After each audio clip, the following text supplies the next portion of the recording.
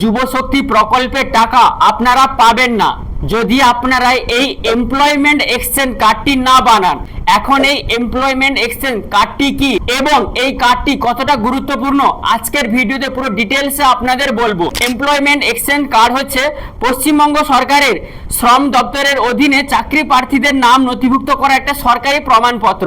যোগ্যতার ভিত্তিতে সরকারি চাকরির সুযোগ, বেকারত্ব ভাতা এবং সরকারি স্বনির্ভর প্রকল্পের সুবিধা পেতে এই কার্ডটি অত্যন্ত গুরুত্বপূর্ণ। এখন এই কার্ডের কাজটা কি? চাকরির সুযোগ, যদি আপনি সরকারি চাকরির সুযোগ পেতে চাইছেন তাহলে এই কার্ডটি আপনাদের অবশ্যই বানাতে হবে। যেমন আপনার শিক্ষাগত যোগ্যতা অনুযায়ী সরকারি দপ্তরগুলোতে শূন্যপদ তৈরি হলে এমপ্লয়মেন্ট এক্সচেঞ্জ কার্ড, এই কার্ডের মাধ্যমে প্রার্থীর নাম বিবরণ নিয়োগকর্তার কাছে পাঠানো হয় সরকারের পক্ষ থেকে। যদি আপনি এই এমপ্লয়মেন্ট এক্সচেঞ্জ কার্ডটি বানিয়ে নেন তাহলে সরকারের ডেটাবেসে একটা নাম আপনার নথিভুক্ত হয়ে যাবে এবং আপনার শিক্ষাগত যোগ্যতা অনুযায়ী কোনো সরকারি শূন্য পদ বা সরকারি চাকরির সন্ধান এলে আপনার নামটিকে আগে লিস্ট করা হবে এবং আপনি এখানে যতটা তাড়াতাড়ি এই এমপ্লয়মেন্ট এক্সচেঞ্জ কার্ডটি বানাবেন বা ওখানে নাম নথিভুক্ত করবেন সেভাবে সরকার আপনার নামটিকে পাঠাবে যে কোনো সরকারি চাকরিতে বা শূন্যপদ থাকলে।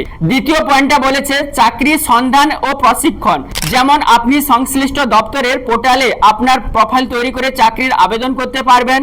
পাশাপাশি বিভিন্ন সরকারি স্কিমের অধীনে চাকরির কোচিং এবং দক্ষতার বৃদ্ধির প্রশিক্ষণও দেওয়া হয়। যদি আপনার কাছে কোনো স্কিল নেই, দক্ষতা নেই, তাহলে আপনি এই কার্ডের মাধ্যমে সরকারি ডেটাবেসে নাম নথিভুক্ত করে দিলে সরকারের কোনো প্রশিক্ষণ, কোনো কিছু শেখানো হলে ওইখানে আপনার নামটিকে নথিভুক্ত করা হবে। তাছাড়া সরকারি প্রকল্পের সুবিধা, যেমন আমি আপনাদের বললাম যে যুবশক্তি প্রকল্পের জন্য এই কার্ডটি লাগতেও পারে, নাও লাগতে পারে, তবে আপনাদের অবশ্যই বানিয়ে রাখা খুবই গুরুত্বপূর্ণ। কারণ আপনি একজন পশ্চিমবঙ্গের স্থায়ী বাসিন্দা এবং আপনি একজন শিক্ষিত ছেলে, তাই আপনার নামটি যদি সরকারি ডেটাবেসে নথিভুক্ত হয়ে যায় তাহলে সরকার আপনার কোয়ালিফিকেশন অনুযায়ী কোনো শূন্যপদ থাকলে আপনার নামটিকে প্রথমেই সরকারি ডেটাবেসে পাঠানো হবে। সরকারি প্রকল্পের সুবিধা যেমন যোগ্য প্রার্থীরা এই কার্ডের মাধ্যমে যুবশ্রী প্রকল্পের অধীনে বেকারত্ব সহায়তা বা আর্থিক অনুদান পেয়ে থাকেন। তাছাড়া পশ্চিমবঙ্গের যে নতুন কর্মসংস্থান, নতুন যে বেকারত্ব ভাতা, যুব সাথী যেটা ছিল এখন যুবশক্তি হয়ে গেছে, এই ভাতার প্রকল্পের টাকাও আপনারা এই এক্সচেঞ্জ কার্ডের মাধ্যমে পেতে পারবেন। এই কার্ডে এতটা গুরুত্বপূর্ণ কেন? দেখুন, প্রথমে বলা হয়েছে আইনগত বৈধতা। এটি কর্মসংস্থান দপ্তরের একটি প্রমাণ যা চাকরির ক্ষেত্রে আপনার জ্যেষ্ঠতা সিনিয়রিটি। আপনি যদি তাড়াতাড়ি এই কার্ডটির জন্য আবেদন করেন বা তাড়াতাড়ি আপনি এই এমপ্লয়মেন্ট এক্সচেঞ্জ ব্যাংকে যদি আপনার নামটি নথিভুক্ত করেন তাহলে চাকরির ক্ষেত্রে আপনার নামটিকে সবার প্রথমে পাঠানো হবে। তাছাড়া এই কার্ডটি কারা বানাতে পারবে, কারা বানাতে পারবে না আমি আপনাদের বলে দিচ্ছি। সাধারণত 14 বছরের বেশি যে কোনো ভারতীয় নাগরিক এবং সংশ্লিষ্ট রাজ্যের স্থায়ী বাসিন্দা এই কার্ডের জন্য আবেদন করতে পারবেন।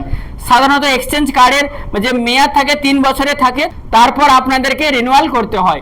তো আপনারা বুঝে গেলেন যে কেন এই কার্ডটি গুরুত্বপূর্ণ এবং আপনাদের সবাইকে এই এমপ্লয়মেন্ট এক্সচেঞ্জ কার্ডটি বানাতে হবে।